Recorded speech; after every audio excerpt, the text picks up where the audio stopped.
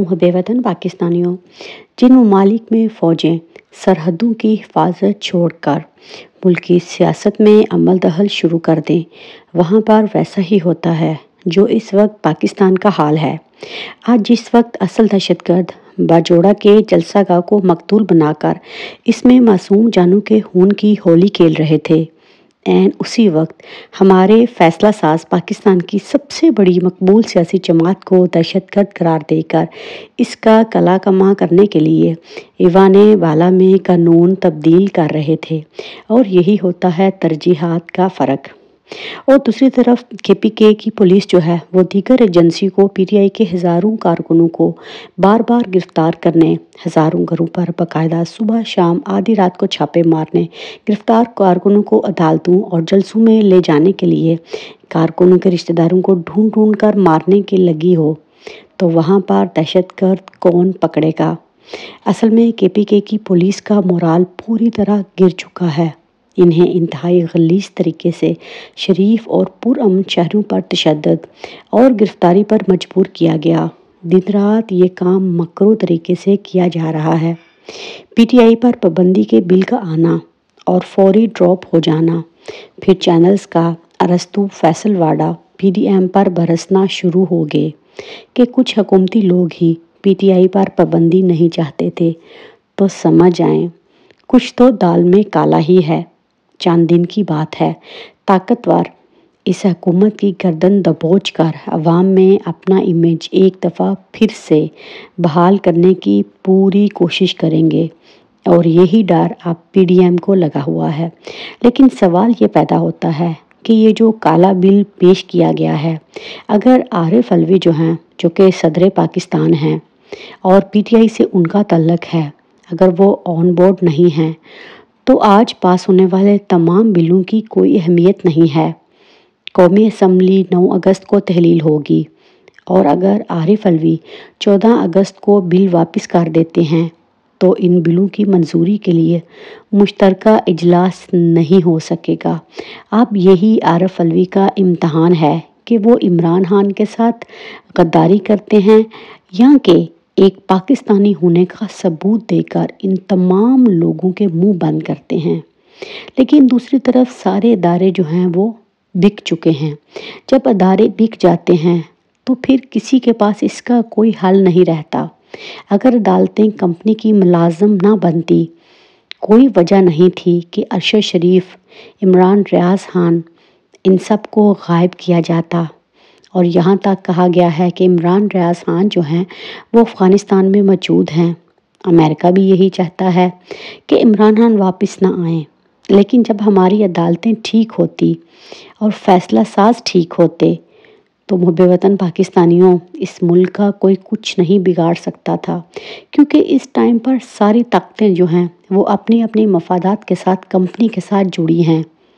اور بات کرتے ہیں ہم مبشر کی، تو وہ 3 سال سے کمپنی کا رائٹ ہینڈ ٹاؤٹ بنا ہوا ہے، ہر غلط کام میں ان کا ساتھ دے رہا ہے۔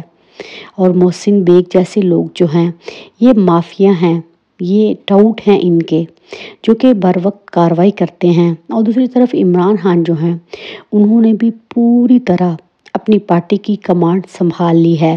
عمران خان نے PTI رہنماؤں کی بھرپور شرکت کے ساتھ کور کمیٹی کا اجلاس کر کے مختار حلقوں کو حیران کر دیا۔ اس اجلاس میں اپنے جانشین کا اعلان کیا، اور جانشین کے پکڑے جانے کے بعد اگلے جانشین کے ساتھ 90% نشستوں پر امیدواروں کا فیصلہ کیا گیا۔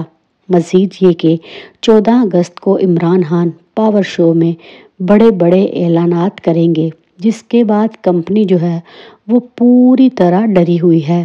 عمران خان کا اپنی پارٹی کے اندر کریک ڈاؤن جو ہے وہ شروع ہو چکا ہے۔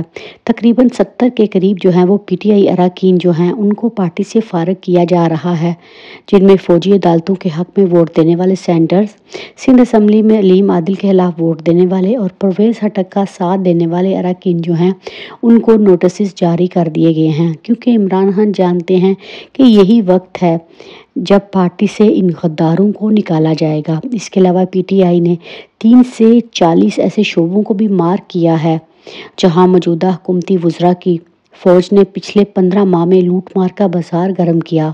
کچھ دستاویزات جو ہیں وہ عمران خان تک پہنچا دی گئی ہیں، باقی رائٹ آف انفارمیشن ایکٹ کے ذریعے معلوم کی جائیں گی۔ اس انفارمیشن کو الیکشن سے پہلے عوام کے سامنے لایا جائے گا، کیونکہ ان کا کام جو ہے اور بستہ اب پوری طرح گول ہو چکا ہے۔ اب ان لوگوں کو سمجھ نہیں آ رہی کہ یہ لوگ کیا کریں۔ حکومت کی پی ٹی آئی پر پابندی کی سینٹ میں سازش جو ہے وہ بری طرح ناکام ہوئی، اور آج انسداد تشدد اور انتہا پسندی بل پیش ہوا، جس پر پی ٹی آئی کے سینیٹر ہمایوں محمد نے شدید احتجاج کرتے ہوئے کہا کہ اس بل کی بیشتر شقوں سے واضح ہوتا ہے کہ یہ پی ٹی آئی پر پابندی کے لیے لایا گیا ہے۔ اسے تو بہتر تھا کہ مارشل لا لگا دیا جاتا۔ عمران خان اب پوری طرح فیلڈنگ سیٹ کر چکے ہیں، اور دوسری طرف 9 مئی کا بیانیہ جو ہے وہ پوری طرح دبردوس ہو چکا ہے۔ اس بات کا کیا ثبوت موجود ہے کہ عمران خان نے عوام کو کور کمانڈر ہاؤس کے باہر احتجاج کا حکم دیا؟ فوج نے عمران خان کو ذلت امیز طریقے سے اغوا کیا تھا، تو یہ تو فطری عمل تھا کہ عوامی رد عمل سامنے آتا۔ حکومت نے اس کا فائدہ اٹھایا، کور کمانڈر ہاؤس کو خود آگ لگائی، اور اس کا مقصد ایک ہی تھا کہ سیاسی فائدہ حاصل کیا جا سکے۔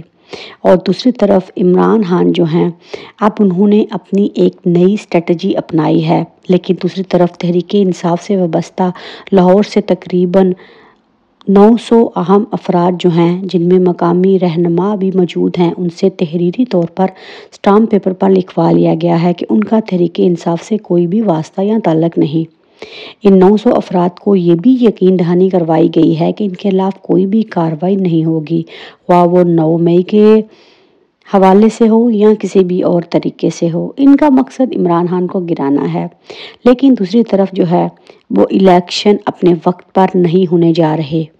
حکومت 11 اگست کو جو ہے وہ ٹاٹا بائے بائے تو ہو جائے گی، لیکن الیکشن جو ہے وہ اگلے سال کھینچ تان کے مردم شماری کے نام پر جو ہے نئی حلقہ بندیوں کے ذریعے کروائے جائیں گے، اور الیکشن کے لیے جو ہے وہ آپ کو 3 سے 4 ماہ کا پورا پروسیس چاہیے، کیونکہ 3.5 کروڑ ووٹر جو ہیں وہ نئے رجسٹر ہوئے ہیں۔